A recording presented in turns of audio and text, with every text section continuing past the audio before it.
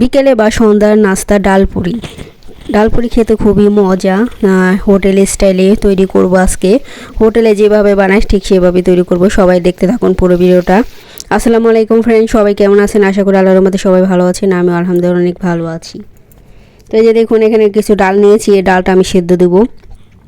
হোটেলে যেভাবে বানায় ঠিক সেভাবে। একটা ডালপুরি আপনি দোকানে কিনতে যাবেন 10 টাকা নিব, ছোট্ট একটা। ঠিক আমি যতটুকু বানাইছি এতটুকুই ডালপুরি, বেশি বড়ও না।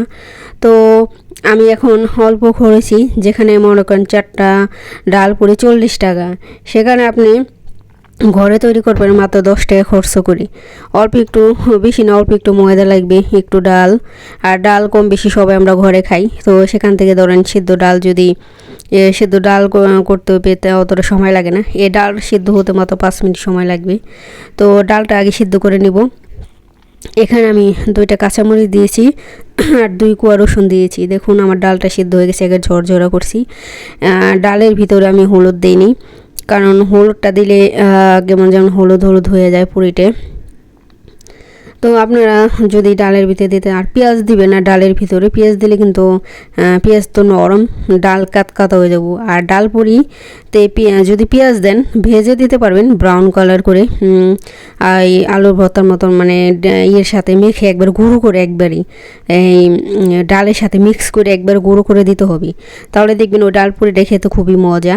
তো আমি এখানে পেঁয়াজ ইউজ করে নিয়ে রসুন দিছিলাম। রসুনে তো একবারে ইয়ে হয়ে গেছে, ডালের সাথে মিশে গেছে একবারে।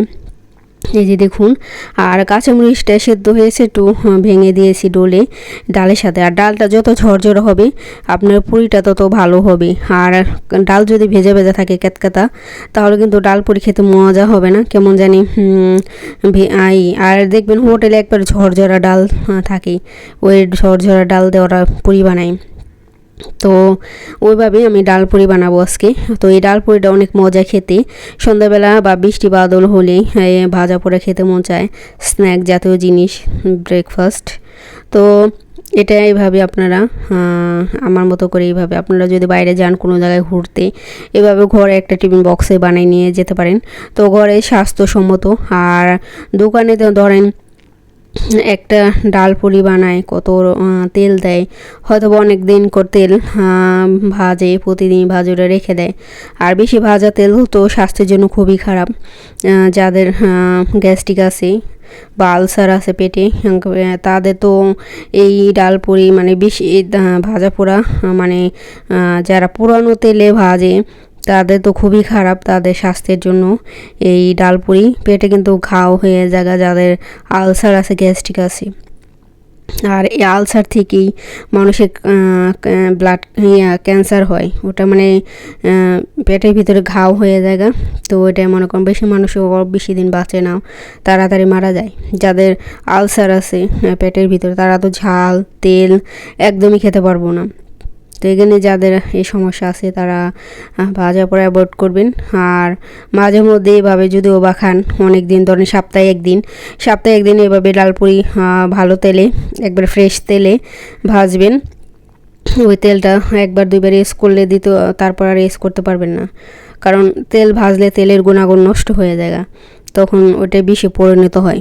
তাই আপনারা বেশি দিন ভাজা তেল মানে ঘরে রেখে ওইটাই করবেন না, মানে ওটা স্বাস্থ্যের জন্য খুবই খারাপ। তো যখনই ভাজবেন অল্প তেল দিয়ে ভাজবেন, ওই তেলটা হয়তো অন্য কাজে লাগিয়ে দেবেন সাথে সাথে ওইটাই। তো এই যে দেখুন আমার ডাল পুরিটা হয়ে গেল কত তাড়াতাড়ি। আমি ভিতরে ভরে দিলাম একবার। এটাকে আমি হাত দিয়ে করে দিছি, বেলে দিইনি, কারণ অনেক সময় বেলতে গেলে ডালটা বেরিয়ে আসে, এর জন্য হাত দিয়ে চেপে চেপে দিছি যাতে ডালটা বের হয়ে না আসে। তো আমি এখন একটু ডিজাইন করব, কেটে কেটে দেবো। তো আপনারা এইভাবেই তৈরি করতে পারেন। তো আমি একটু চারপাশে একটু কেটে কেটে দিয়ে দেবো।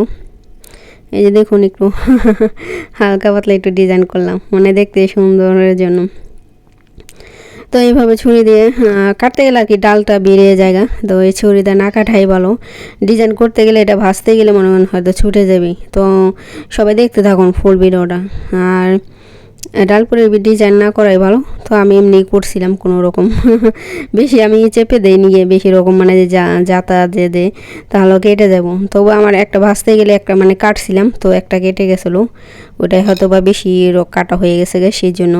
তো এই ডালপুরিটা খেতে খুবই মজা। কার কার পছন্দ ডালপুরি, যদি কারো পছন্দ থাকে, কম বেশি সবারই পছন্দ, সবাই কমেন্টে জানাবেন। আর এই ডালপুরিটা কেমন হলো সবাই সুন্দর একটা কমেন্ট করে দিবেন। আপনাদের যারা সুন্দর সুন্দর কমেন্ট করেন তাদেরকে অসংখ্য ধন্যবাদ। আর যারা আমার চ্যানেলটাকে সাবস্ক্রাইব করছেন সবাইকে অসংখ্য ধন্যবাদ। আর বন্ধুরা, তোমরা যদি কেউ বন্ধ করে থাকো কমিউনিটিতে করবা, কমিউনিটিতে বলে যাবা যে হ্যাঁ বন্ধ করছি।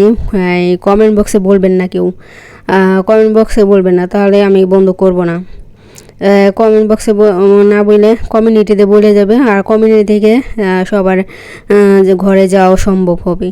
আর আগে যেমন নোটিফিকেশন আসতো কেউ কমেন্ট করলে, কিন্তু এখন কিন্তু ওটা ইউটিউব বন্ধ করে দিছে, কারণ অনেকেই কমেন্ট থেকে চ্যানেলে গিয়ে বন্ধ করে, সেই জন্য ইউটিউব বন্ধ করে দিছে।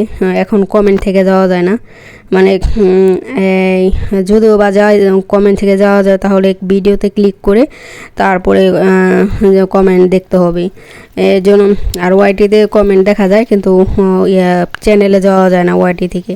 ইউটিউব থেকে চ্যানেলে যেতে হলে ভিডিওতে ক্লিক করতে হবে। আর নিজের ভিডিও নিজে বারবার দেখলে আর চ্যানেলের সমস্যা, মানে তখন ইউটিউব নিজের যদি দেখে নিজের ভিডিও বারবার দেখছি, তখন তার ভিডিও জীবনও ভাইরাল করব না। তাই সবাই কমেন্ট করবেন। যদি বাকি নতুন বন্ধু করে থাকেন সবাই কমিউনিটিতে বলে যাবেন, কমিউনিটিতে বলবেন, কমেন্ট বক্সে বলবেন না।